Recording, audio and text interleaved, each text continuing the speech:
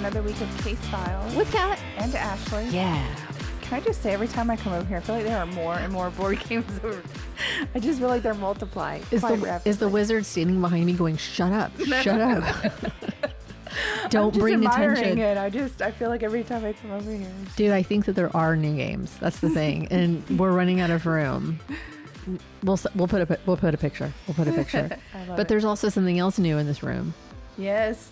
5 new cats. More support kitties. 5 cats are in this house. No, 5 extra cats. So we have... But they're babies. They're babies. Well, there's Lola, who goodness, we were calling her Lola. Her name was Lola.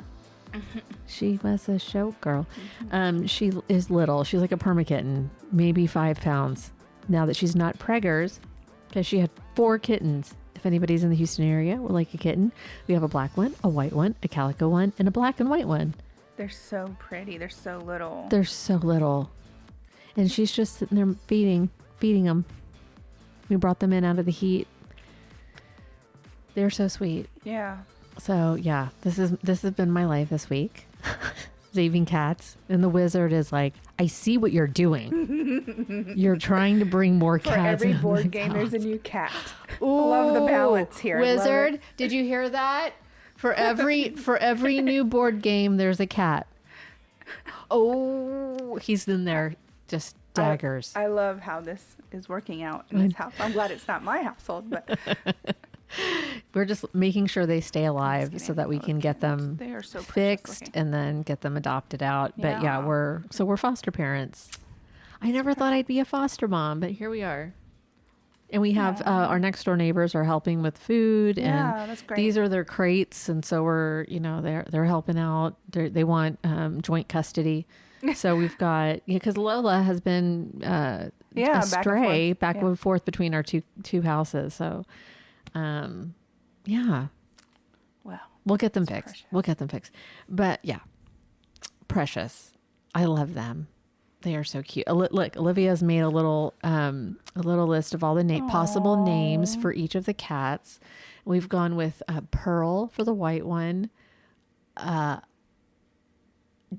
Dizzy for the black one, Cleo for the calico one, and Bandit for the black and white one. Nice. Yeah. Yeah, Dizzy, because Dizzy Gillespie. I was like, one of them has to have a jazz name. Yeah. Like one of them. Because all my cats are jazz named. Yeah. Anyway, hi. What you drinking? Red wine. Me too. I don't know what kind of red wine, but it's really good. It's a cab sab. Nice. That's it. That's all I know. The bottles on the bottles on the recycling now. I don't know. I didn't feel like beer, so when you said red wine, I was like, oh, that sounds great. And then I sang. I serenaded you. It's always an adventure when I come over here, for sure. I love it. It's an adventure. You never know. I know. Okay, that's enough. I've got nothing else. Oh, yeah, me either. Oh, I got 3rd place in my Toastmaster nice. speech. Oh, I'm sorry. I mean, it's great. I'm sorry, but I just feel like you probably should have gone first. No. I left. Let me tell you. Yeah. I left that stage. I could not have done better. Like in my brain, I'm like, man, I killed it. I did the best I could. Jason was like, that's the best I ever heard you do it. Like that's, I felt great leaving that stage. I felt like I left it all on that stage. Really, honestly, there's nothing I could have done better. And I've been to one of those competitions, not participating, but watching, and the competition is so good at that level. Let me tell you, the guy that won first was great. He was great. And it's all subjective, right? Yeah. If you just really love his message, that's what you're going to go for. Mine was about empathy. I thought mine was like a great, it wasn't so much a story. It was just about empathy, just remembering the basic lessons that we learned in kindergarten, right? Yeah. And so that was mine. It wasn't so much about a story. His was like a story. He was telling you like a Moth radio hour kind of story about this boxing and, like this whole thing. So like it was very entertaining. It was very I wanted to give him a standing ovation when it was done. Like I just like, yes, that was so good, right? It was really fun to listen to. I was shocked I placed. Like truly, Yeah. truly. I knew he got first. I thought the woman that went after me, she was second. I loved her speech. I thought she would get first. After, like after hearing it. And then third place could have gone to any one of us. And also I was like I was shocked. Yeah. I was like, yes, I ran up there. Like, oh my God. Cause I knew I wasn't going to win first or second, but Yeah. so I definitely think people should go to those kind of like Toastmaster contests just because some of those speeches are so amazing and so inspirational and so inspirational. like they are so good. Like I love it. I know I need to get back into it, but the one thing one of the speakers said, it builds confidence. Like participating in a speech contest, it builds the confidence that you're looking for in doing Toastmasters in the first place. Yeah. People want to build that confidence, and it's like just participating in that. Yeah. You're probably not going to win. There are so many speakers. Chances are you're not going to, but it puts you out there, and it puts you in a frame of mind of like, but I can do this. Yeah. I can get up there and do a speech that I've written and practiced and put hours and hours and hours in thought in stress. I highly recommend it. Highly recommend it. You should come back. That's I'm going to get off my soapbox. I could never do a competition. My anxiety would never, but I do enjoy speaking in little groups. In little groups. And you are the fun. I know you hate it when I say this. You are like just your dry humor. It's like, it's so different because people don't speak like us, right? Like we're both two really different. We are not the typical Toastmasters. Yeah. My speech did not sound like anybody else's. Just like the first place, he didn't sound like anybody else's. I still want either. to do how Toastmasters ruined my life speech that I did at our club. I want to do that. I think it'd be funny to actually get to a contest to do that. But somebody told me last night, like, you are so good. You can tell that you do Toastmasters because they follow me on Facebook. Yeah. And she goes, I've actually stopped being friends with people because Toastmasters has ruined my life. It's hard. Like you can't. It's hard to listen to speakers when you which is me. I still say well, and like so. Anyways, that's my whole story tonight. It's just a bunch of fillers. Just kidding. All right, look, we should probably start our show. Our lives. I know. Anyways, I'm just gonna provide a trigger warning. Okay. First of all, I don't even know what you're talking about. You're gonna hate me. Okay, by great. the end of this. Oh. But my story does involve rape and sexual abuse to minors. So if that's something that you don't feel like you would be comfortable listening to, I suggest that you just skip this episode. Okay, bye. No, just kidding. So my story tonight is about a serial killer. Oh. And I know a lot of people get upset, by podcasts talking about serial killers because they think it's glorifying. But I think it's important to talk about the victim stories, like what they went through. And I think it brings self-awareness because a lot of people, I think, feel like that could never happen to me. That could never be me. I would never be that stupid, or I would never put myself in that situation. And I promise you, it can happen to you. And I think stories about serial killers or cult leaders or disappearances, stuff like that, kind of helps you be more self-aware of your surroundings. 100%. Yeah. And I think that's why when I say I do a lot of serial killers, I do a lot of cults because of that. Yeah. And so when people, if you're saying that there are people who are like, oh, you're just glorifying, I'm like, no. I hear it all, not about us, right? But like in general. For people me, are like, I tell these stories because I listen to these stories for self-awareness, for education. What did that person do that I might be doing that was unsafe? Right. Like it makes you more vigilant. It just makes me way more diligent. 100%. And so, anyway, so please always be aware of your surroundings. And so with that being said, I'm just going to get into my story. It is a serial killer. I didn't tell you about it because originally I said I was going to do a different story, but I need more time to research that. Anywho, Michael Bruce Ross, a.k.a. the Roadside Strangler, committed at least 8 murders. Now, he's only confessed to 8, but they definitely think he did more. He was the last person to be executed by the state of Connecticut because shortly after he was executed, the Connecticut Supreme Court ended capital punishment altogether. They ruled it unconstitutional in 2015, and everyone that was on death row at that time had their sentence converted to life sentences without parole. But he was executed. He was executed. He was the last person in the state of Connecticut to be executed. And then in 2015, they decided it was unconstitutional to do, Will you get into why they think he did more? Yes. Will you talk about that? Yeah, okay. yeah. Okay. So Michael was born in Putnam, Connecticut. Putnam. Sorry, Putnam. Putnam. Yeah. On July 26, 1959, to Patricia Hilda Lane and to Dan Ross. It was said that Patricia, now she didn't want to get married. She didn't want to have children. She didn't want this life, but because she unexpectedly ended up pregnant with Michael, she did end up marrying Dan. He ended up being the oldest of 4 children. What year was this? I'm sorry. 1959. Oh, wow. Mm-hmm. He had 2 younger sisters and a younger brother, and during those years, she also had 2 abortions. So I'm not sure if those abortions were after before his siblings, or after. But at some point during these years, she also had 2 abortions. So the family lived. Patricia, Dan, Michael, and his siblings lived on a chicken farm. And they lived in Brooklyn, Connecticut.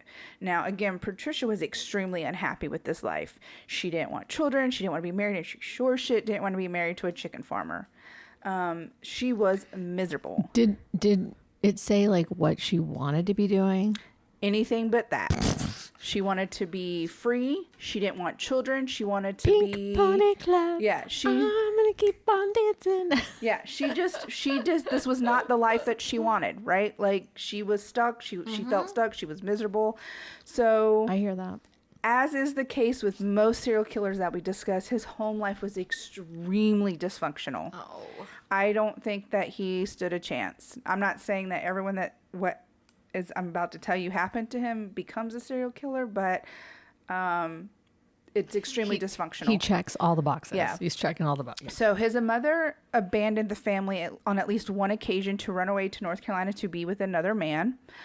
And for some unknown reasons, she did eventually come back to the farm, but upon her return, she was institutionalized and on more than one occasion, went to a psych ward.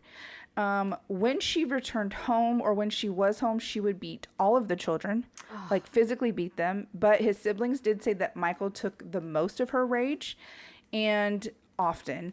They would also say that Michael's father would also physically abuse him upon Patricia's command. So Patricia would tell him what the punishment would be, and his father would then perform the punishment on Michael. So... Only physical, not sexual violence, or? Well, only physical from his parents. In addition to the physical abuse he was suffering at home, Michael was molested by his 14-year-old uncle, who would babysit him on a routine basis. No one knows exactly for how long or how often he was molested by his uncle, because the uncle committed suicide when Michael was 6 after he came out as being gay. The uncle came out as gay. Killed himself. But he was a pedophile. And Michael was 6 at the time when this happened, but he was, for an unknown amount of time, because Michael has never disclosed for exactly how long it happened, but he was molesting Michael pretty much every time he was babysitting him.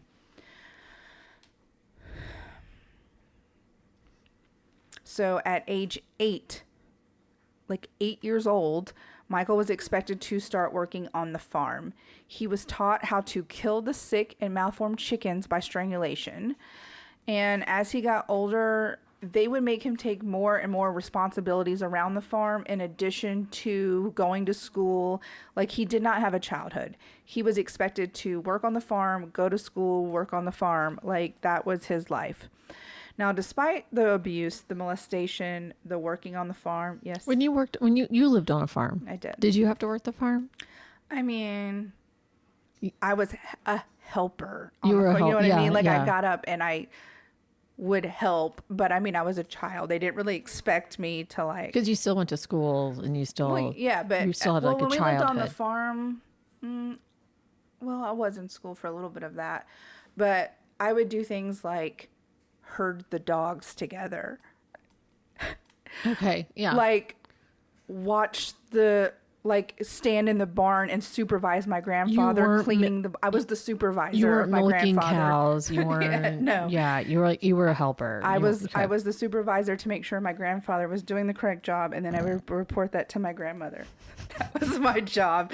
So not the same thing. I love that. Okay. Well, no, it's not the same thing, but I'm just wondering, Yeah, like, yeah. I'm wondering, okay, so Well, I mean, and even a lot of kids that do help on the farm, they're not being forced to. They're not killing chickens, like strangling chickens, right? Like they may help out, but they're I think not. at a certain time you probably do get to that point, but at 8 you're probably like, Yeah, that's you're more of just like an learning older you're kid situation. Yeah, you're learning the basics. Like you're expected to put the feed in the chicken Yeah. coop or something really simple, but not a day in day out. And he was doing day in day out. Did he go to school? He was going to school. Uh-huh. He was working on the farm. And then that's it. Right. Okay. So So that's a lot of work on Yeah. a farm. I mean, but for an 8-year-old, I mean, what kind of, That's I not mean, a life. nothing. That's not a childhood. That's not a He didn't childhood. have friends. He didn't play. He worked and went to school. Wow. So there's no socializing, and that's that. Well, I mean, there's school, but that's not the same. There's no. He didn't have friends at school. I mean, he had his siblings, but That's I not will the say same. in all of this research that I did, they never really mentioned his siblings, except for one other time. They mentioned one sister, which I'll talk about. So I don't know if they just weren't close, if they didn't want anything to do with him, if they all just went their separate ways. Because, when you experience childhood trauma, it can cause all kinds of issues. So I don't know what happened to the siblings. I just know that he didn't have any friends. And so Michael was highly intelligent, though. He had an IQ of 122. So for reference, the average IQ is 100. And with most people falling between 85 and 115. So he was above average IQ. He was like GT. That's gifted and talented on that. And that he level, performed very well in school. His teachers said he did great. Like he thrived on schoolwork. He loved schoolwork. So he graduated from Killingly High School in 1977, and That's an unfortunate name. I know, kind of foreshadowing.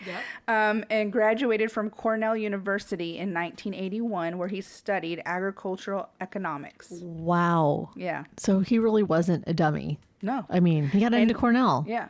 I mean, if anyone watches The Office. He thrived at college at first. He was a very, by all appearances, normal college student. Going to classes. He loved his classes. He was dating. He was in several organizations. He was in a fraternity. He was part of FFA.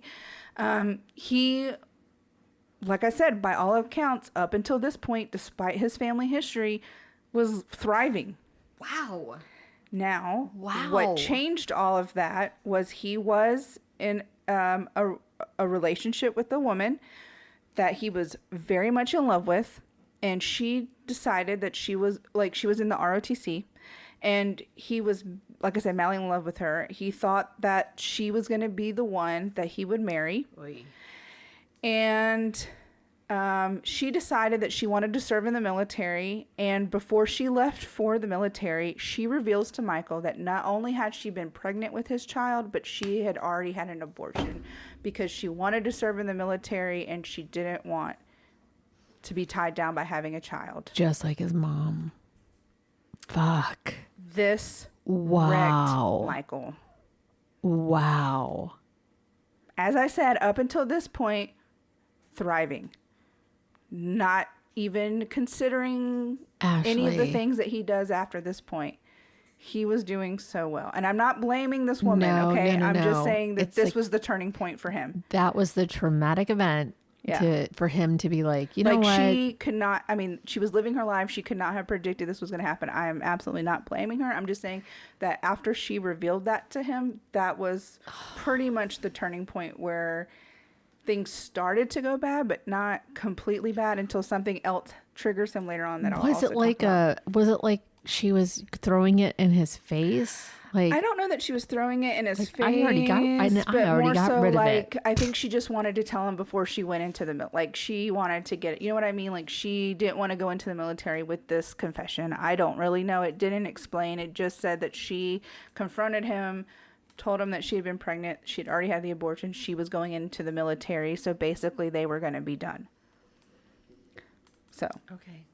he, again, had been really normal up until this point. And so around this time, his behavior really starts to change. He started to exhibit increasingly scary antisocial behavior. He started having fantasies about hurting women, raping women, and killing them. And this is all his self-admission. This is not hearsay. Never thought of this before. According to him, no.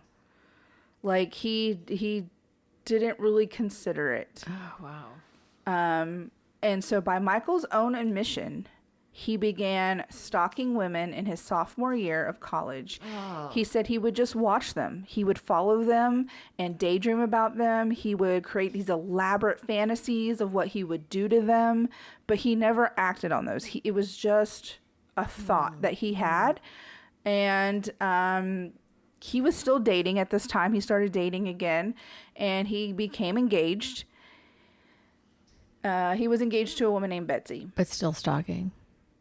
I don't know if he was stalking them while he was engaged. I think that he may have stopped. You know what I mean? Like, this was just until... When does he have the time? Yeah. I think he is one of those people that when he was in love, he was genuinely all in. You know what I mean? Like, all about that person. That's just what I gathered from... Which could lead to unhealthy...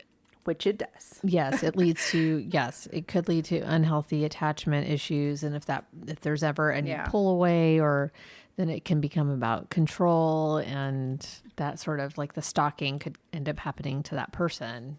You know, like, where are you? Why aren't you here with me? You're not as attached to me as I am to you. Right. That's scary. So that doesn't happen, but something else does happen. In 1981, Michael graduated and he got his first job as a management trainee with an agricultural company in North Carolina. He was on a business trip in Illinois when he first spotted a young woman on the side of the road. He stated he saw her walking down the road as he was driving. He saw her, and he recalled looking her up and down, taking in air. He said he remembered what she was wearing and everything, and he described her as cute. And at that moment, something switched in his brain. His fantasies started to go crazy, and he just felt this, basically he said he couldn't ignore this urge that he was having, and they just took control. He played out the whole scene in his head of how it would go, what would happen, and he stopped his car. He turned around and circled back and waited for her to go by, and he grabbed her from behind. He wrapped one arm around her neck and one around her waist, and he basically drug her into the trees on the side of the road. However, she was fighting for her life. She was not going to go down without a fight. According to him, and again, all of these things that I talk about are all from him. These are not hearsay. Interesting. Because later on, and I'll talk about, he does a lot of interviews with this journalist later on in life because, well, I'll get to that. But a lot of these all come directly from him. It's not like a cop repeating what happened or a victim repeating what happened. These are all from him, his own admissions. So according to him, she almost got away more than once.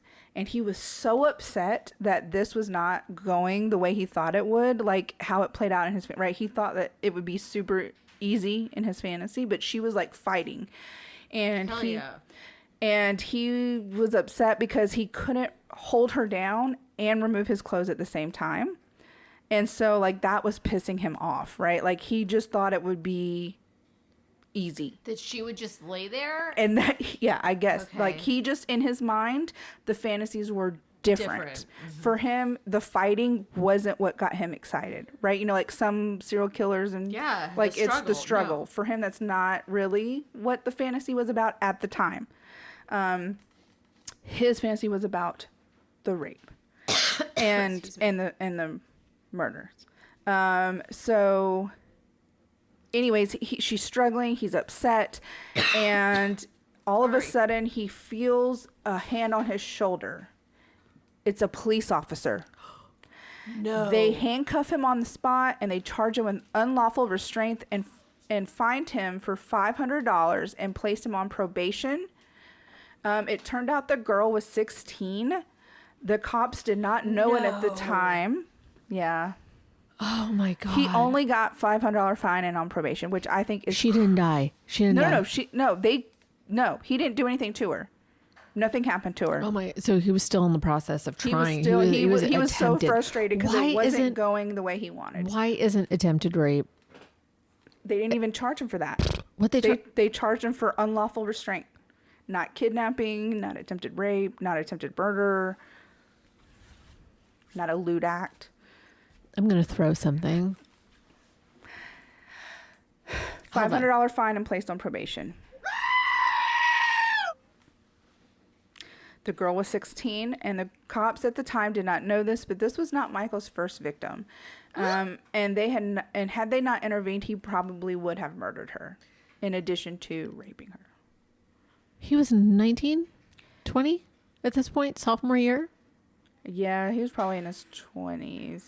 Yeah, he was in his 20s or so. I mean, if it was only sophomore year, 20, maybe. He was born in 1959, and this was in 1981. I can't do the math. Hold on. He was 22. I'm a comm major. We're so bad at math. I haven't done math since my freshman year of college, and I barely passed. There's a little math website I go to. Like, what is the percentage? I just asked ChatGPT. I know, exactly. Or use my phone. Anyways, he was 22. She was 16. This was not his first victim. Okay. So how did they know that? Did he say that? He goes on to confess later. And again, towards the end, I will talk more about the journalist that he said all of this to. And I also have it in the show notes because it's a whole book that they wrote together. Wow. Because he claims he wants to help people. Anyways, Michael's first victim was Dung Ngoc Soo. She was a 25-year-old Vietnamese Cornell University student who had been abducted from Warren Hall on May 12th, 1981. Her body was found 5 days later in a creek at the bottom of a gorge close to the university. And now originally, they thought she had committed suicide. They thought that maybe the pressure of school was so much because there was a bridge, and they thought that she had jumped from the bridge. But then investigators were researching it, like looking more into it. And they noticed that she had some bruising and some other injuries. And at that time, they determined that she had been attacked. But they didn't know it was Michael. There was nothing that would have connected him to Michael. The only reason they do know that it was Michael is because he confessed to her murder in a 1987 session with a psychiatrist. He was never charged with her murder, but he has said that was his first murder. Now, did he actually do it? I'm going to say yes, because he did admit to it. He confessed to it. Why would he lie about it? He could have, just let it go because, they didn't have anything. And how would he have even known about it? So anyways, so once Michael was off probation for that attempt, which is after the murder. Right. They didn't know about the murder at the time. This is when he had kidnapped that 16-year-old, dragged her into the woods. So after he was off probation for that, and they never said her name because she was a minor, he was supposed to take this job in Ohio. Now, if you remember, he's engaged at this point. So before he was supposed to start... So before he was supposed to start the job, he decided to drive back to Cornell to surprise his fiancée, Betsy, who was still attending the university. Oh, no. I think everyone can know where this might be going. Oh, no. It's not going where you think it's going. I promise you. I was very shocked. She wasn't home at the time, so he let himself into her apartment where he waited on her. Now, when she walked in, she wasn't alone. Ah, I knew it. See? She walked in with another man that Michael knew. Oh, no. It was one of his former frat brothers. Oh. Now, Betsy tried to play the situation off like, oh, he was just a friend. He was just walking me home. It did, you know, whatever. But Michael said everyone knew better. And according to Michael himself, the situation was just awkward for everyone. But surprisingly, Michael just leaves. Oh, wow. He leaves, doesn't do anything to either one of them. And I am truly surprised he never killed Betsy. I could see maybe he didn't want to deal with a man, but he never killed Betsy. And that surprised the shit out of me. I'm going to be honest. He leaves, but he is obviously enraged by what happened. And unfortunately, this rage would be unleashed on Paula Piera. She was also 16. According to her friends, she was spunky. She was well liked. She lived with her siblings and her mom in New York. While hitchhiking on April 2nd, 1982, Michael would pick her up in front of her high school. She was trying to get a ride to her boyfriend's house that was a few miles away. Michael raped and strangled her and dumped her body near I-85. He would later state that the rush he got from what he did to her was exactly what he had imagined in his head and what he had been wanting all of this time.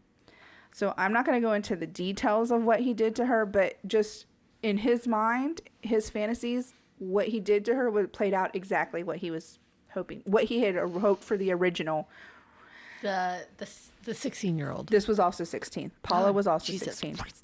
Did he just look older, or did he have a type? He had a type. Well, his thing was hitchhiking. Oh. If he saw... And that was going to be the younger... all of the victims in this story were either walking down the street or they were hitchhiking, looking for a ride, something to those effect. He didn't really... There was only one that didn't really fit that build, but that was a opportunity type thing, and I'm going to talk about that. Okay. So Paula was found 18 days later. Michael was now starting a job as a manager at an egg farm in Ohio. His coworkers would describe him as insufferable. They said he would come and go at weird hours. He had 0 friends. Nobody wanted to be around him. And around the same time, Betsy called to inform him that she was no longer wearing the engagement ring he gave her in public because it kept people away at parties. Now, this surprised me because I was surprised they were still engaged. They're still engaged after Homeboy? Wow. I don't know what... I'm assuming this was the end because they never, in nothing that I found, ever mentions Betsy again. So I'm assuming that was pretty much the it. She didn't want to wear the engagement ring. He was going off the... Bye.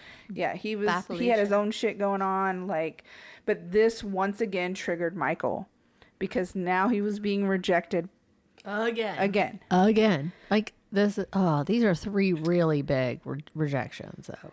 Because again, this was someone he thought he was going to marry and spend his life with. So because of this, he would start driving around every single night looking for women. So before it was more of like if he happened to be out. By chance.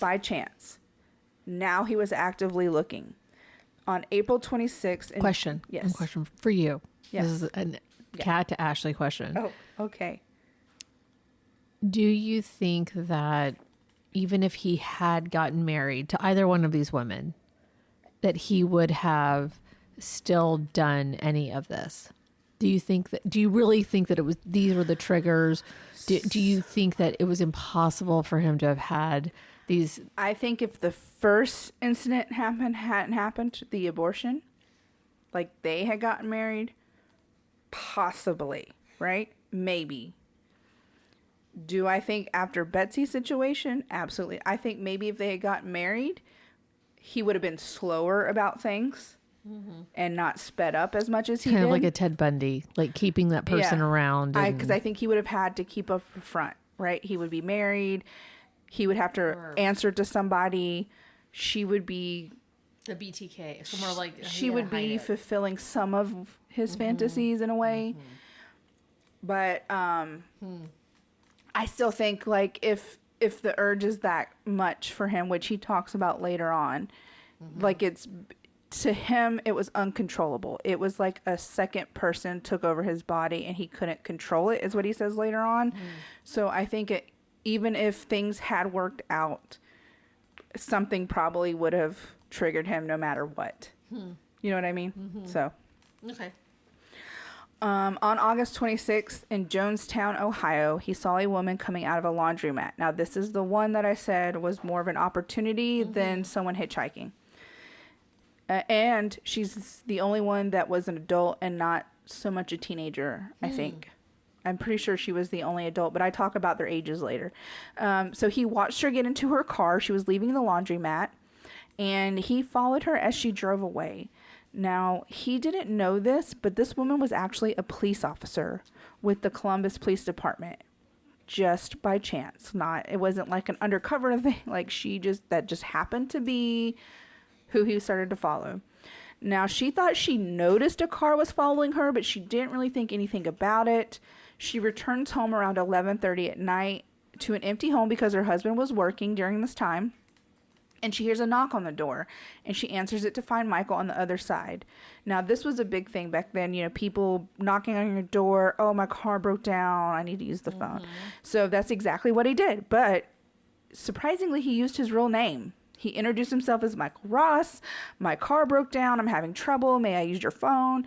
So she allows him to enter. He takes the phone, and he calls his own apartment phone number, knowing that no one would answer. This is back in the day when we had, physical phone lines. Wouldn't it be fucked up if someone answered? Wait, hello? That would have been a real twist. But he knew that no one was going to answer, right? So then he could be like, oh, well, no one answered. I guess I'm going to have to try to figure something out. So then he asked her, do you have a flashlight that I can borrow? According to Michael, the woman gives him the flashlight. He goes to pretend to check his car. And he says the woman's in the kitchen this whole time. She's chopping up vegetables. She's trying to do just whatever around the house, right? He comes back after pretending to check his car, and then he asks her for a phone book because he says he has to call somebody because he can't figure it out, like a tow truck, whatever. So back in the day, she leaves the room to retrieve it, and she returns to the room to find Michael in the process of putting on a pair of gloves. At this point, he lunges at her and knocks her to the floor. And according to police reports, they stated that he pinned her arms back and they got into a struggle because, again, she was fighting. And so he starts punching her in the face. He punches her in the neck. And, he's trying to subdue her, at which point she starts to fade in and out of consciousness. But somehow she gets an arm free and pulled his hair. She said she pulled his hair as hard as she could, which causes Michael to let her go. She said this. Okay, so she survives. Okay. She survives. And she was able, and it was actually because of her that, I'll talk about it. So, she's the reason. Don't give it away. She's the reason that, his shit comes to an end. Okay. So. Good. What's her name? They don't reveal her name. Okay. I don't know if that was per her request or what, but they just refer to her as the police officer. I feel like her name is Michelle. I don't know why. Michelle. Now, I've read several different articles, the book, and I listened to some other podcasts, and they don't say her name. I'm not saying her name's not out there. I'm just saying in the particular things that I read and listened to, they didn't mention it, and that could have totally been a privacy thing for her. 100%, because she was also a police officer. Yeah. Yeah. And so she pulls his hair as hard as she can. He lets go. She was able to get onto her feet, she gets up off the ground, but Michael grabs her again and knocks her down. And this time, her head hits the fireplace and knocks the wind out of her. And instead of finishing the attack, he actually flees. This is too much trouble. This is too much. She's going to be too much. Probably thought he wouldn't be able to kill her. You know what I mean? She was fighting. And he just leaves. So a few days later... That's not the first time that I've actually heard that from, not in a story, that if it's too much work... Always fight. Fucking fight. If they're going to kill you anyways, fucking fight. You get their shit under your fingernails. You can get evidence. Who knows? Rip hair out Yeah. to Skin, leave it, nails, skin hair. under your nail. Like, fight, because it will help you, and you can solve. Even if you do die, you can help solve your own demise. Yeah. Wow. And so a few days later, officers visit Michael at his job to inform him a police officer had been attacked using his name. And Michael acts confused. He puts on this whole production. Does he have bruises on him or anything? Nothing. I don't think so. All right. So Michael acts super confused, right? Like, oh my gosh, who would do such a thing? He gives the police a list of recently fired employees who may have held a grudge against him. So, he's just like, oh my gosh, I'm so sorry that happened to her. Let me get you a list, like all of this stuff, right? So he thinks he got away with it. He goes on about his day. Oh my gosh. The officers show up at his apartment a few days later, where they ask him to step out of his apartment because they had someone in a police cruiser and wanted to see if they could identify him. Now, he complied because he was like, there's no way, right? Like, she won't recognize me. And was he masked? No. He was just... Oh, yeah, because he was like, hi, I have a broken down car. Oh, my God. He was using this guise as someone else totally did it. So he complied, and he was shocked when the officers left. He assumed that he'd gotten away with the attack and that the person that was in the cruiser couldn't identify him. Now, he didn't know if it was that woman, but I assume he thought it was. He didn't know that woman was a police officer. Yeah, he had no idea. Now, he thinks he gets away with it. He was wrong, because the next day, he was arrested at work. Now, one of his sisters does come and bail him out. This is the only time they mention his siblings. One of his sisters come and bails him out. He moves back home with her and lives in Connecticut while he's awaiting trial. Now, before he ever goes to trial, he has other victims, because our judicial system is so great here in America. So I am just going to list his other victims and their ages and some other information about them before he goes to prison. There's so much information about this case, so just for time purposes, I'm just going to list the victims and whatever. Okay, so Tammy Williams was 17. She was abducted from Brooklyn, Connecticut in 1982. She was walking home from her boyfriend's house, and she was raped and strangled. Now, there were actually 3 witnesses in her case. There was a bus driver who... all 3 of these people did not report it. It wasn't until after her body was found. There was a bus driver who recognized her because she was a regular, saw a white man following her, didn't report it. A second witness saw she was walking through like a field, and he said that he saw a man quickly following after her, like stalking her. Didn't report it. Like strangely following her, yeah. Like crouched down. Like not normal side by side walking. Yeah. And then a third who said he saw him with his arms around her and assumed it was playful wrestling. He saw them fighting, struggling for her life. And he thought it was playful wrestling and only reported it after her body was found. If you see something, say something. You don't have to intervene. Why would they be play wrestling in the middle of a field is just my question. Anyways, Deborah, I could kind of see the bus driver and the person who saw him walking in the field. I mean, those in itself aren't really strange, but I feel like play wrestling in the middle of, like, I don't know. Anyways, Deborah Smith Taylor was 23. She was abducted near Danielson, Connecticut, June 15th, 1982, after her vehicle ran out of gas. Now, this was so weird because, so she was actually married, and they had a very volatile relationship, her and her husband, and they were separated, but then they decided to hang out for the day and day drink. So her and her estranged husband had been driving around all day, drinking, bar hopping. They were drunk. Their car breaks down because it runs out of gas. Now, a police officer had given them a ride to a gas station to get gas, but that officer gets called away on a call, so they have to walk back to the car. Now, on the way back, James, which is the husband, estranged husband, admits that they got into a fight and he threw the gas can in a ditch and hit Deborah and then walked off in the opposite direction to hitchhike back home. He admitted Deborah was extremely drunk and she never made it back to her car. Michael saw her stumbling down the road and got her in his car under the pretense that he would take her back to her car. Now, the thing about Deborah is she didn't struggle at all. She actually did everything he wanted, and it ruined his fantasy because she didn't fight.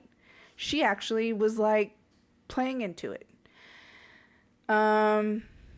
Like she took her clothes off. She got down on her knee. Like she did everything. She wasn't struggling. She wasn't fighting. It ruined it for him. But for whatever reason, he pre-ejaculated, so she was not sexually assaulted, and that pissed him off because it threw his routine completely off. So he strangled her out of anger. So she was the only one that was, one of two that wasn't sexually assaulted. A jogger found her skeletal remains about 4 months later. Oh my gosh. Rob and Dawn. What about that estranged husband? What about the estranged husband? Now, she was the only person in her 20s that was murdered by him. Everyone else has been a teenager. But what did anyone put out a missing person? Did they not comb the side of those roads? They were separated. They were drunk. He just thought that she was ignoring him. He didn't know where she went. Like, they went separate ways. Like, after they got into a fight and he hit her. I mean, he hit her. So, right. So, he wasn't about to call the cops and say, yeah, I beat my ex-wife. Now she's missing. Right. Because that looks bad for him. So, I could see why he wouldn't. You know what I mean? I don't know. Like, he admits that they got into a physical fight on the way back to their car. Meaning he hit her, not... Yeah, he said he hit her. He admitted that he hit her and threw the gas can into the ditch. So I could see why he would not be in a rush to report her missing. I guess, but at the same time, like, look. I mean, people are fucked up. I know. Ugh, I know. Robin Dawn Stavinsky was 19. She was abducted by from Norwich, Connecticut while hitchhiking on November 1983. Michael said he could no longer be sexually satisfied by rape, but only by murder. So for the first time in his career, if you want to call it that, he strangled her and then raped her dead body in a wooded area on the grounds of Norwich State Hospital. You have a hard time saying that? Yeah. Sorry. No, it's okay. And so then, like, he actually would come by and try to visit some of their bodies every now and then, but like just drive by. Like, he wouldn't physically get out and go to them, but like he would drive by and think of, like, reminisce about. Isn't that like normal? Like going to visit the burial sites or just driving? But he would just drive by. Yeah, like driving by a place. So she was the first one that he murdered first and then sexually assaulted. Her body was found a week later. Wow. I wonder why that was satisfying. I don't know. At that point, he said he could no longer be sexually satisfied by rape, but only by murder. But then he changed his mind because not even a year later, April Brunis and Leslie Shelley, who were both 14, were kidnapped from Griswold, Connecticut while walking home together on April 22nd, 1984. Now, they got younger. So what's weird about this one is earlier in the day, he actually saw them walking and he stopped and he was like, what are y'all doing? Where are y'all going? Do y'all need a ride? Like, oh no, our mom's going to take us to wherever, right? So then they go home. They basically not lie to their parents, but you know what most kids have done at some point. Oh, I'm going to go to her house.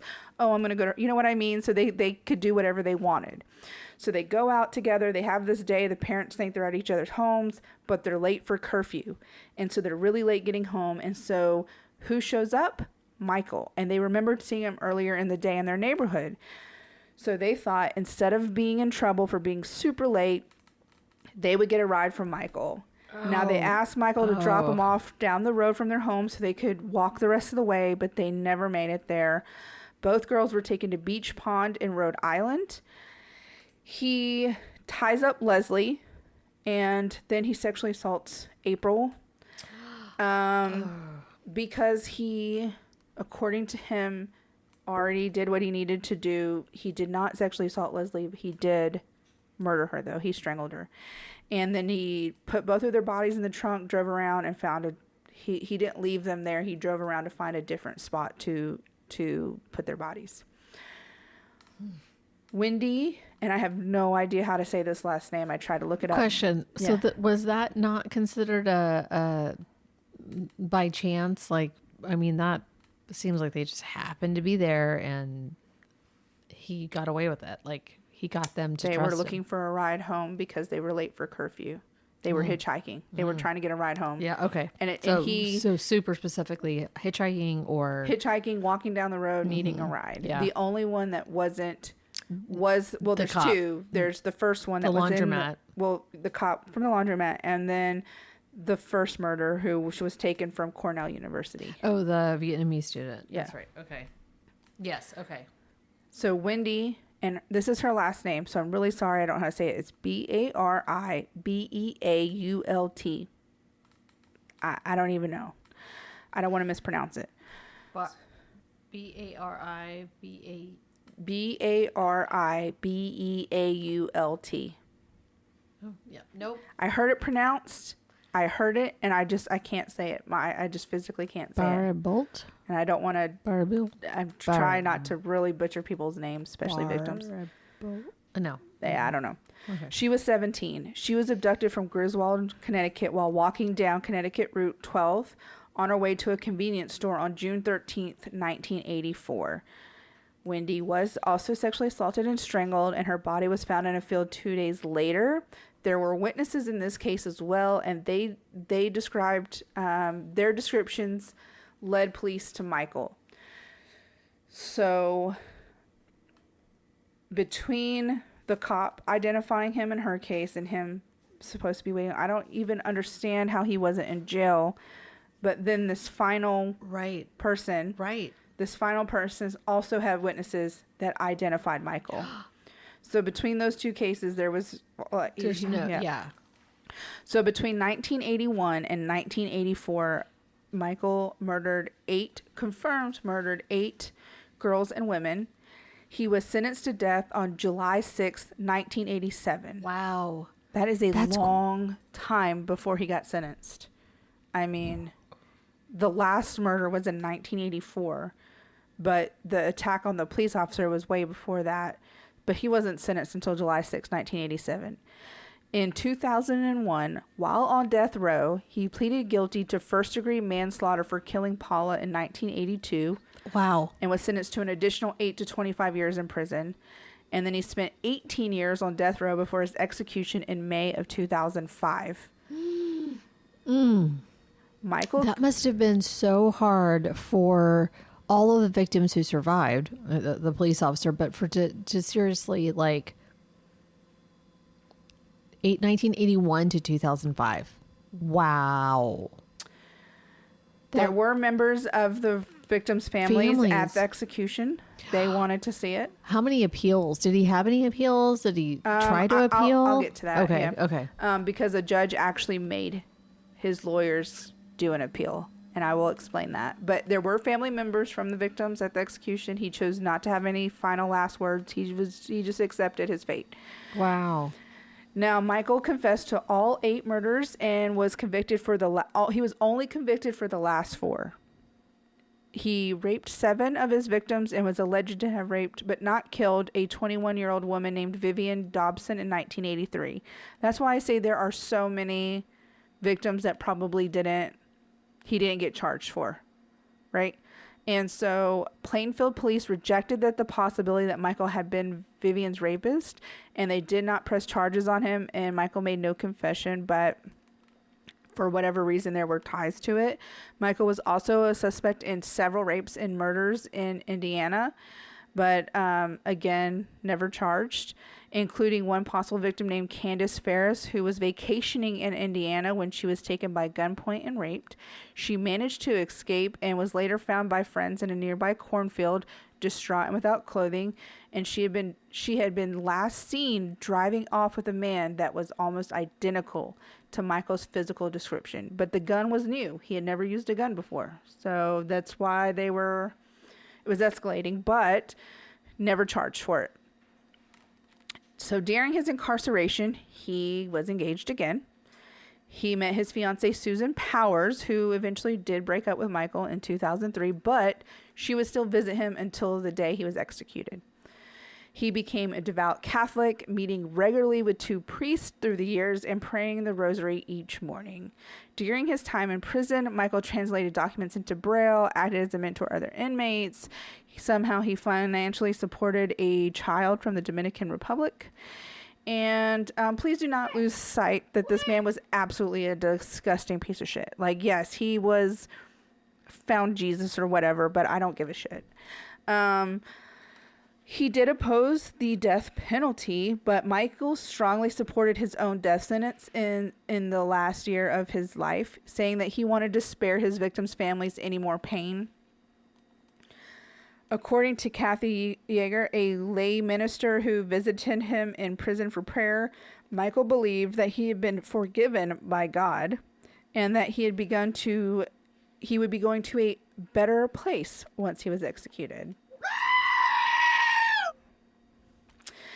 She goes on to say, he's not being punished. He's moving on to life eternal. That's what is ironic about the death penalty. He's looking forward to the peace his victims didn't fucking get. So I don't really give a shit. I hope he didn't find peace. I hope he did not move on to eternal life or life eternal, whatever she fucking said.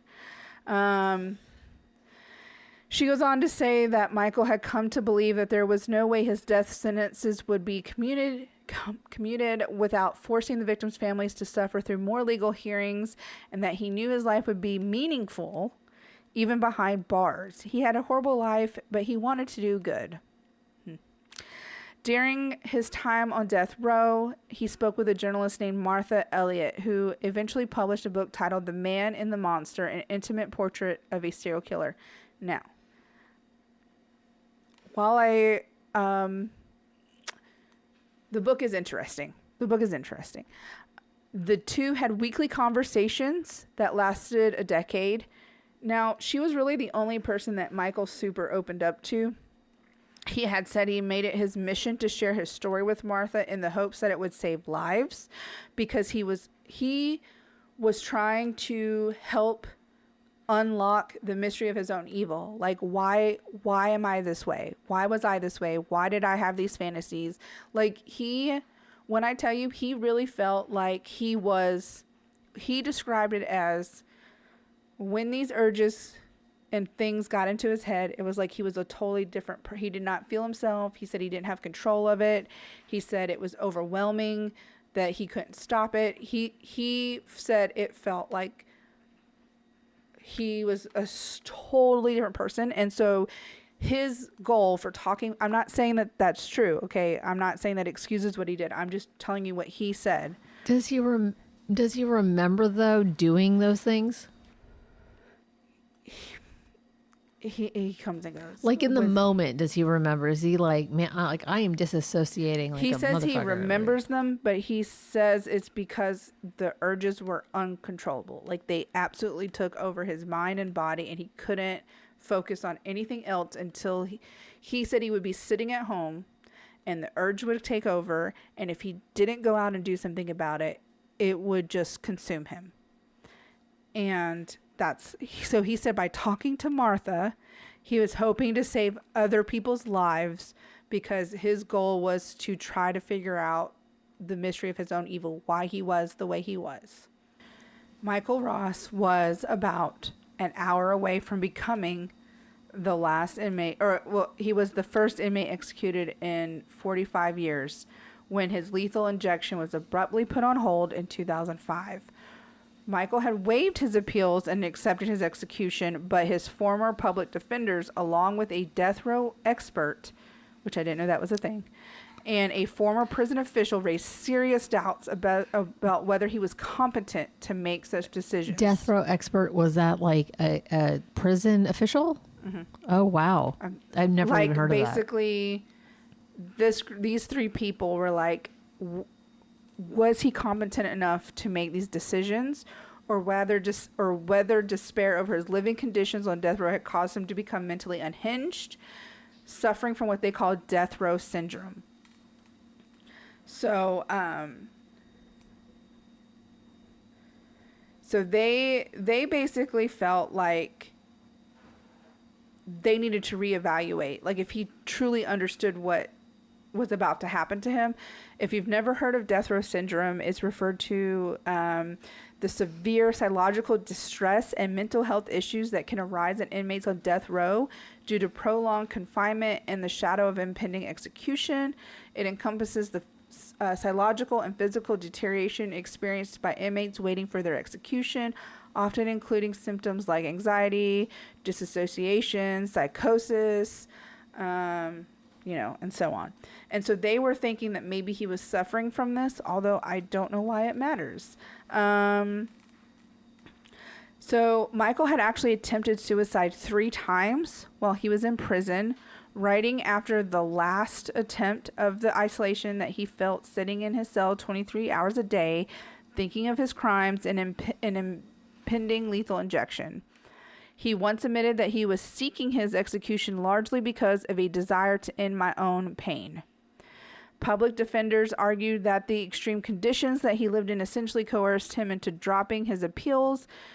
And so basically he didn't appeal, and they're like, well, was he competent enough to know that he should have appealed? Again, I don't know why anyone gave a shit.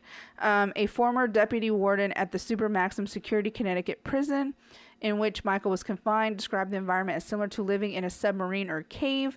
And an expert on death row prisoners said such inmates often volunteer for execution, as they should. That was my little tidbit, not them. I just want to make sure that it's not quoted by the death row expert. The conditions of confinement are so oppressive, the helplessness endured in the roller coaster of hope and despair, so wrenching and exhausting that ultimately the inmate can no longer bear, and then it is only in the dropping his appeals that he has any sense of control over his fate, Dr. Stewart wrote in court papers. Michael's attorney had been assisting him in his efforts to waive his appeals, but a federal judge was so concerned about Michael's mental state that he took the unusual step of threatening his lawyer to be disbarred if he did not sufficiently investigate the incompetence claims. So basically he told the attorney that if you don't try to help your client, you will be disbarred. So the lawyer requested a postponement, and the execution was delayed to permit a court-appointed attorney to investigate and raise issues about Michael's mental state. Ultimately, the court determined that Michael was competent to be executed, and they did so on May 13th, 2005. In his writings from jail, Michael often described his violent sexual urges as a separate, uncontrollable entity that would suddenly take him over without warning and propel him to do things he knew that were wrong. He wrote in a 1998 article titled "It's Time for Me to Die, An Insider Look at Death Row" that his urges were like living with an obnoxious roommate, that he could not escape it because it was always present. He further stated that he would often get orgasmic pleasure from his fantasies and acting them out, yet he would also be disgusted later by the exact same thoughts. After relieving himself from his fantasies, he said he felt such a sense of loathing and self-hatred that he often longed for death to liberate him from his mental torture. A vast majority of the psychiatrists who treated Michael, because he saw several different psychiatrists while he was in prison, diagnosed him with the paraphilic disorder known as sexual sadism. In his book, the Paraphiliac. Paraphiliac. Oh my God. Paraphiliac. I can't say it. You guys know what the word is. Moving on. In his book, The Psychopathic Mind, Origins, Dynamics, and Treatment, Dr. J. Reed Malloy described sexual sadism as the conscious experience of pleasurable sexual arousal through the infliction of physical and emotional pain, which is the characteristic in most sexual psychopaths. His psychiatrist made several attempts to reduce Michael's repetitive thoughts, urges, and fantasies of the degradation, rape, and murder of women, which he claimed he couldn't get out of his head. There is that really in-depth writing about Michael's case. The psychology in the court cases, it's 9 chapters long. It's on crimelibrary.org. It's not opinion-based. It's the Crime Library. But I'll put it in the show notes, and if you want to read about it, I suggest going there. It's online. It talks more in depth about each of the victims and their families. It talks about Michael's case, the mental stuff. I mean, it's a good read. Like I said, it's not like a journalist, like an opinion thing. Anyways, it's on the Crime Library. I will include it in the show notes. And that's my story about Michael Ross. Wow. It's interesting because I feel like the justice system was like, yo, this guy really is ready. Like, it's almost as if they weren't satisfied if he wasn't fighting it to tooth and nail to the end. Right? Like, it's almost as if, like, oh, well, it's not satisfying to me if you're not fighting your rape. Right. Like, it wasn't satisfying to him when his victim. That's what I'm saying. If you're not fighting it, it's not fucking satisfying. Oh, you want to die? We don't want you to die now. Well, no, then there must be something wrong with you. Damn, done. Right. You're dead. Yeah, you're dead. Like, why prolong it knowing he was clearly competent? Was competent.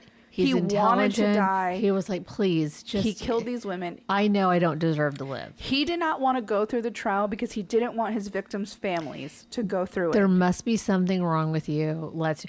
It makes me feel as though the power and control that he had over his victims is the same as the power and control that the system has over the inmates, because he's like, look, they don't need to go through this. They don't need to hear every detail. I'm guilty. I fucking did it. I deserve to die. That should be enough. He confessed to it. He admitted he was evil. He was upset he was disgusted by his actions. He didn't know why he did it. That's why he supposedly talked to this journalist and his psychiatrist. He saw several, like 3 or 4 different psychiatrists while he was in prison to try and figure it out, because he genuinely, in his mind, was trying to save future victims from someone like him. And he just wanted to die. He just wanted to be done with it. He didn't want the victims' families, and they're like, no, we're going to draw this out. Anyways, he was the last one to be, executed, because they said after that they decided in 2015 they weren't going to do legal injections anymore, or death row, whatever anymore. What about the families of the victims? What was there resolution for them? Did they have closure? Did they feel satisfied? Was it the I don't think any wanted? of them, I didn't really see anything from them. They did show up to his execution to see him die. Mm-hmm.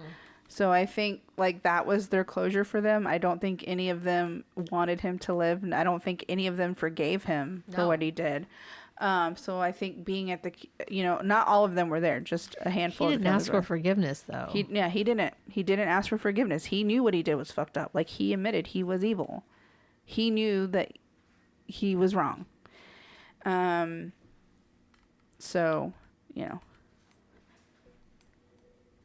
He didn't expect anything from them. He didn't expect sympathy. He didn't expect, anything like that. So,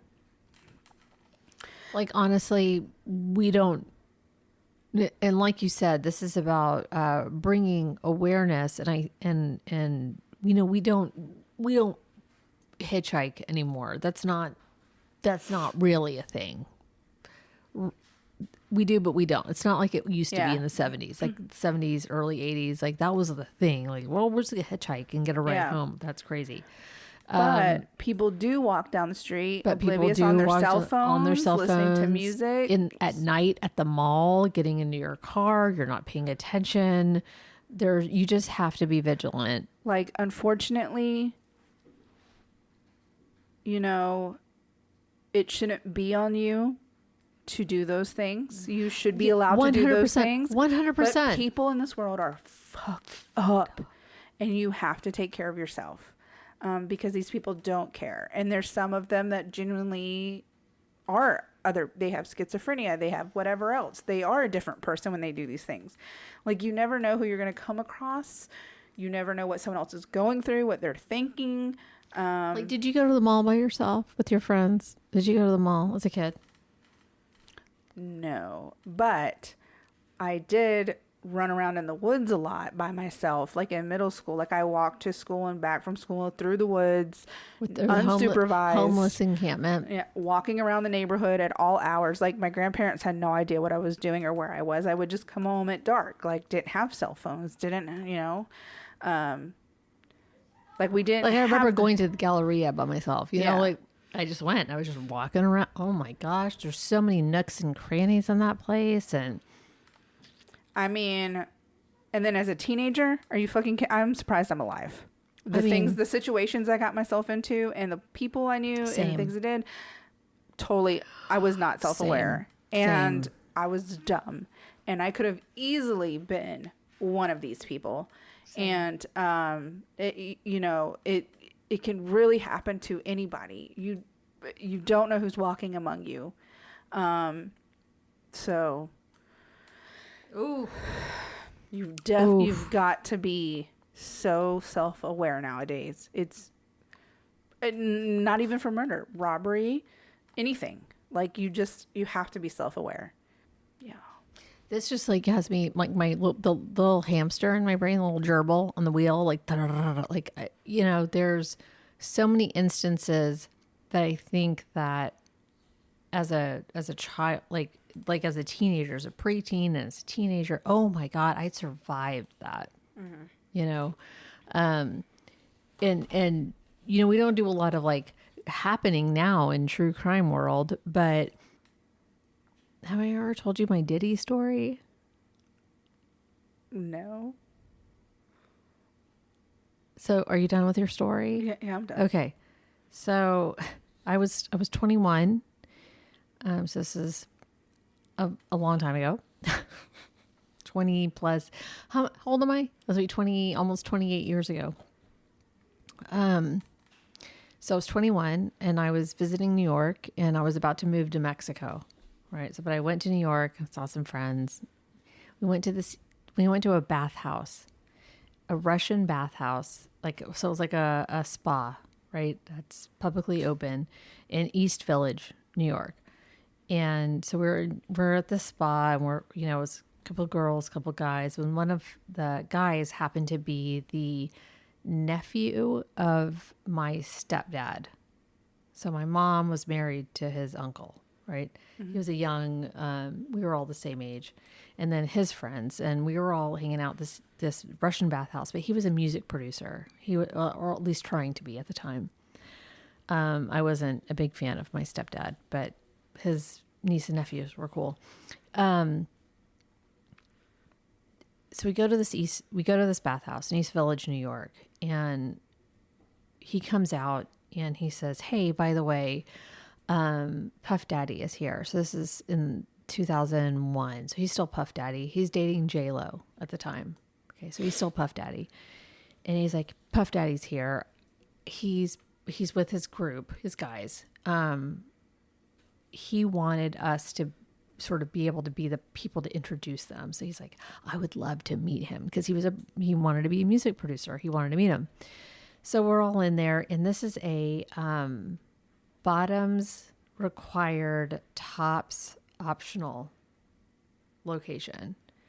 It was very well lit. It was very clean. It was a bathhouse. It was like a spa. Like there's lots and lots and lots of people. There was a men's dressing room and a women's dressing room. Everyone was very cool.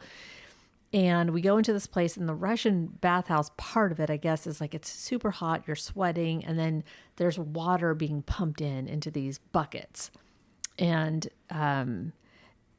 ice cold water. And you're supposed to, when you get hot, to dump the water on you.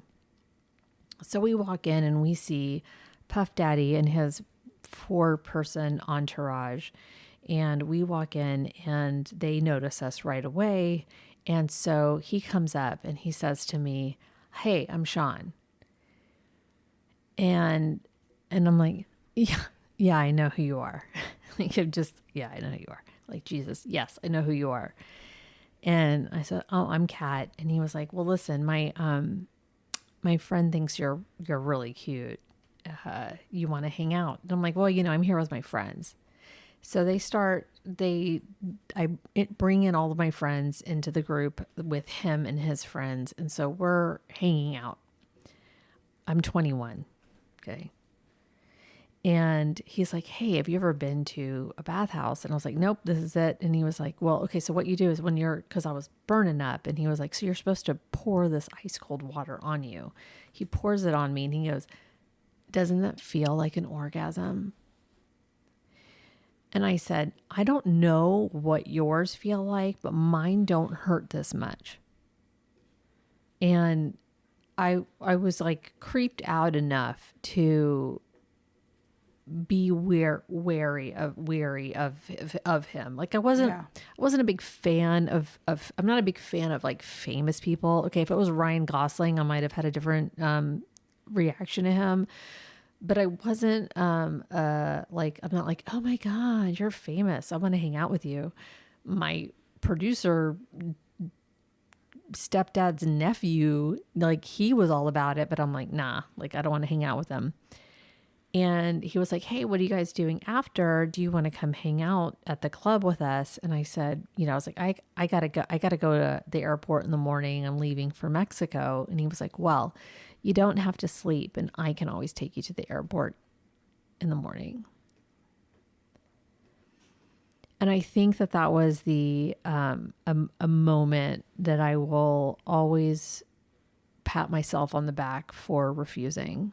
Like, wow, to hang out with I could, hang out with Jennifer Lopez's boyfriend in New York City for the night, he would take me to the airport. And I was young, and you're a 21, you're susceptible to that kind of stupidity to be like, okay, and as things are happening now with his court case, I hadn't thought about that night in 20 plus years. And I look at Jason and I'm like, I dodged a bullet. Like, oh my God, what could have happened to me? I wasn't with famous people, but I was a teenager hanging out with people who should not have been hanging out with you. Who were like late 20s, 30s. Like, why were you getting us drunk? Why were we alone with you? My mom was like, he's 19, you're 14. That's cool. He's cool. He's 19, Mom, but he's cute. He's 19. I'm 14. Yeah. Like, why? No, this is not okay. Like, that's no. Yeah. I just was like, oh, these people want to hang out with me? No one's ever wanted to hang out with me. This is cool. It wasn't. It's not cool. But retrospect, you don't know when you're just trying to fit in, and a lot of people are trying to rebel and do whatever, and this older person's gonna buy us booze, that kind of thing. When you're drinking and doing drugs and stuff, I am very fortunate to be alive. This is when you say you do this for educational purposes, to be self-aware, to be more diligent, to be all of this, like as parents, as like you got to look back on, oh my, what is my kid doing? Like, I know they're trying to do everything that we did. They don't need to make those same mistakes, And now they have people coming for them on the internet so easily, and it's so easy. And they're thanking parents for making it easy for them. I will tell you, and I think I've said it before a million times on this podcast, they have interviewed child rapists and pedophiles in prison. That part. And they take the children's photos from the parents' Facebooks. They use AI to maybe change the locations or the positions or whatever, but they sell it.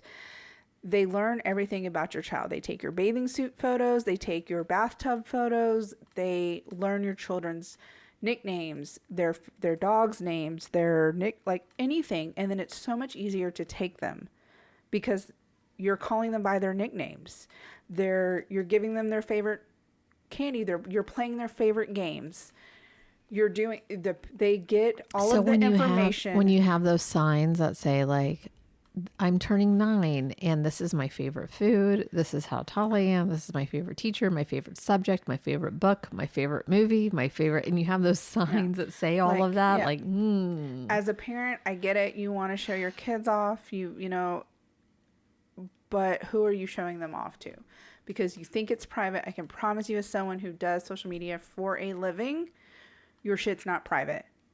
And these people are taking photos of children off of parents' Facebooks and using them to create and sell to child pedophiles. And they do the same thing with robberies. They interviewed robbers. They find out when people are out of town and they rob your fucking house because you've posted all over that, hey, I'm going wherever. Because you're Mexico, like, hey, I'm leaving today for Mexico. We're on a plane. You're taking that photo. I mean, people post everything online nowadays, and it just unfortunately makes it so easy for these people. And it's hard to not post your life because that's how so many people connect with others. But it's all back to self-awareness. Like, you may think it's just your friends and family on your Facebook, but you don't always know who their friends and family are. You don't know who has access to their account. You don't know who's looking at your shit. So how do you keep yourself safe? You privately, like, you message, like, text your family the photos of your kid if you want. You know what I mean? Like, like your story about the mom that puts them on TikTok and all of that kind of stuff. Like, that is insane. You are exposing. Do what you want. It's your child, okay?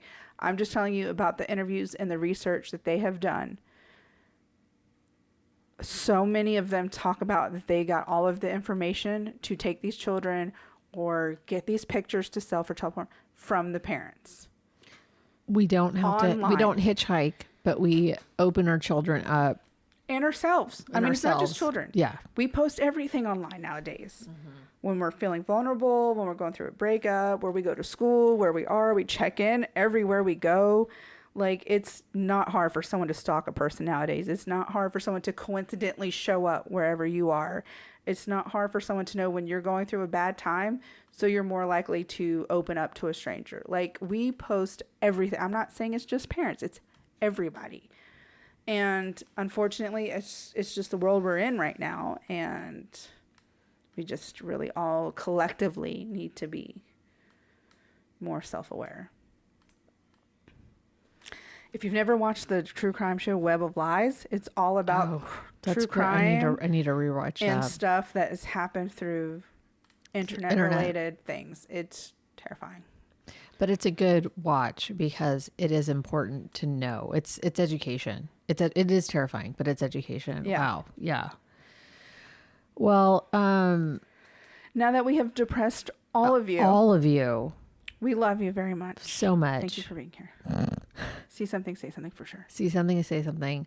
Don't be like us. I got a good story for us next week. I do. I'm not going to tell you about it. Okay. It's wild. It's wild. I promise my next story is a feel-good story, and it involves animals. What? Yeah, that's cool. So, I mean, it's true crime related, but it's not terrible. All right. We'll get it done. In 2 weeks. I can't promise about next week, guys. But I'll give you some relief the week after. Okay. So next week, no. We're going to talk about it. It's good. It's actually really interesting. But yeah, we'll talk about it. June, though, I'm going to audition for a play. Exciting. I'm going to audition for Our Town. Way old play. And it's going to be directed by a Tony-nominated actor, Kevin Cahoon, who was just recently in Shucked on Broadway. He was, let me tell you, I geeked out. He was one of the original hyenas in The Lion King on Broadway.